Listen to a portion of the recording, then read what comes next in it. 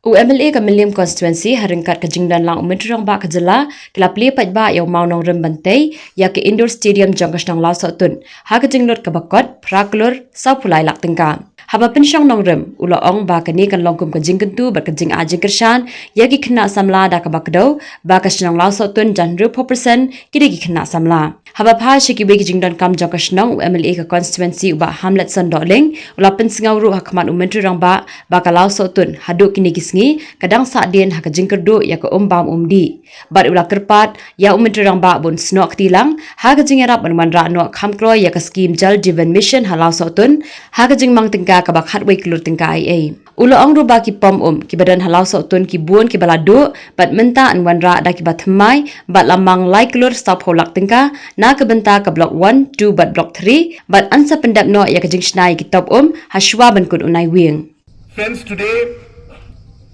this very, very long pending demand and a project that has been very close to the Honorable MLA's heart. Today we are able to lay the foundation stone after the sanction of rupees 8.7 crores that is being sanctioned for this project, where majority of the funds, 50% will be coming from Khelo India, Government of India's program, and the rest, 50%, will be coming from the state government's budget. We are hopeful that